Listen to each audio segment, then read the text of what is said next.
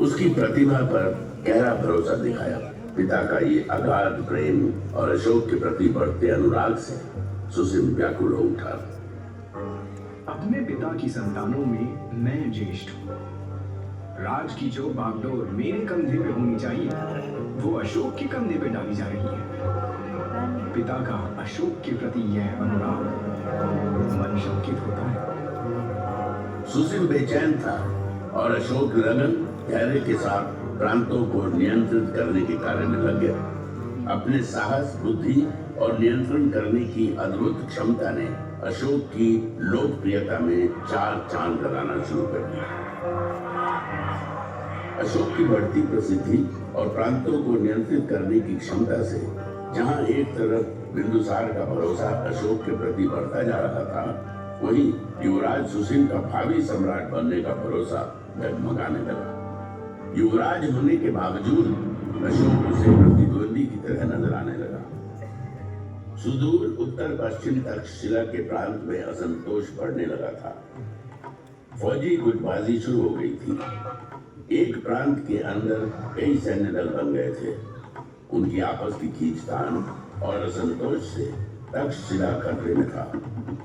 सुसिम के लिए यही अवसर था जब वो अशोक को पिता बिंदुसार की नजरों से दूर कर सकता था। सुसिम ने इस अवसर का भरपूर फायदा उठाया।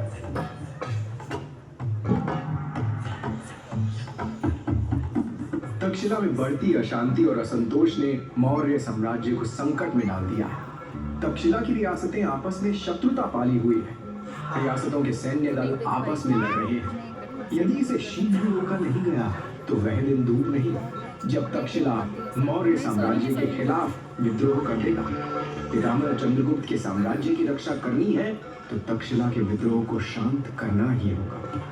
हम भाइयों में सिर्फ अशोक ही ऐसा है जो इस विद्रोह को शांत कर सकता है। इसलिए मैं आपसे आग्रह करता हूँ कि अशोक को यथाशीघ्र तक्षशिला प्रस्थान करने का आदेश दें। बिंदुसार ने अशोक को तक्षशिला में हो रहे उपद्रव और बढ़ रही अशांति को शांत करने के लिए तक्षशिला जाने का आदेश दे दिया। अशोक अपने बड़े भाई सुसिम की योजना से अनजान अपने दल बल के साथ तक्षशिला की ओर बढ़ चला। अशोक ने पाटलिपुत्र से तक्षशिला, आज के सिंध प्रदेश तक की लंबी यात्रा तय की। अशोक की व्यवहार कुशलता, उसकी बहादुरी और राज चलाने की उसकी नीति से तक्षशिलावासी पहले से ही परिचित थे। अशोक के तक्षशिला आगमन को वहां के लोगों ने बड़े उत्साह और खुले हृदय से लिया।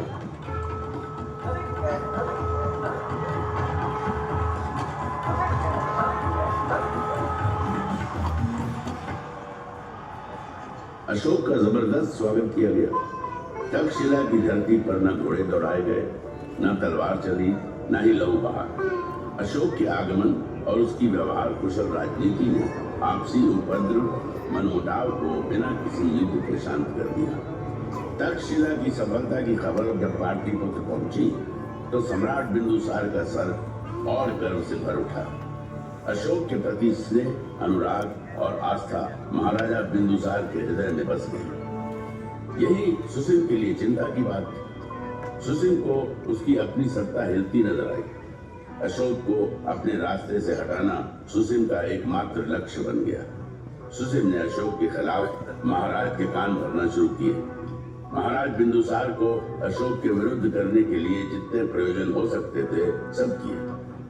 सुसिम युवराज था, मौर्य साम्राज्य का भावी शासक। उसका इस प्रकार सोचना बिंदुसार को चिंतित किए जा रहा था। सुसिम की बातों में भविष्य के खतरे की गंध आ रही थी। बिंदुसार ने अशोक को अपने से दूर भेज दिया। अशोक को देश निकाला मिल गया। क्रोध और घृणा से भरा अशोक अपने भाई सुसिम की योजना को भली भांति समझ चुका था। अपने हृदय में धड़कती ज्वाला को दबाए अशोक मौर्य साम्राज्य से बाहर निकल गया।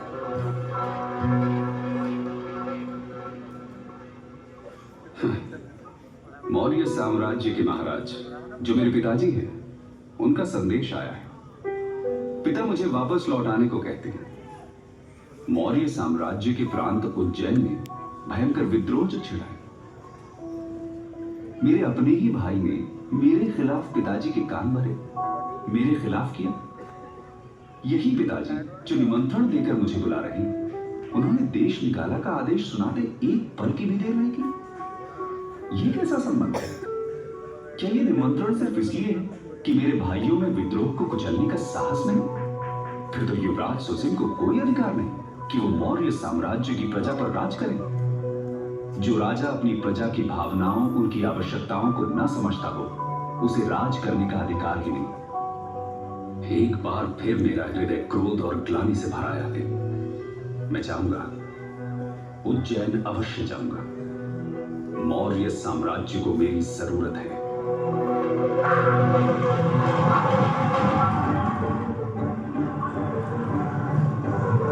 अशोक की जोरदार वापसी हुई। अपनी पूरी ताकत, हौसले और सैन्य बल के साथ उज्जैन के विद्रोह को कुचलने अशोक निकल पड़ा। उज्जैन में घमासान मचा। अशोक ने अपनी पूरी शक्ति लगा दी। विद्रोह को पूरी तरह रौंद दिया गया। विद्रोही मारे गए। मौर्य साम्राज्य की हिलती नींव और गहरे धंसती चली गई। चैनी के इस संग्राम में अशोक को चोट आई। घायल अशोक के उपचार में वैद्य लगा दिए गए। इन्हीं में एक थी बौद्ध सन्यासिनी देवी। दिन रात अशोक की देखभाल में लगी थी। देवी के संपर्क ने अशोक का परिचय बौद्ध धर्म और विचार से कराया। धर्म का विचार अशोक के मन को छू गया था। देवी का अनुराग और उसका संपर्क उसे भाने लगा। आगे चलकर अशोक ने देवी के अनुराग और उसके प्रति अपने लगाव को वैवाहिक रूप में बदल दिया। अशोक उज्जैनी के प्रशासन में लगे थे। उधर पाटलिपुत्र में उनके पिता बिंदुसार बीमार मृत्युशैया पर पड़े संघर्ष कर रहे थे।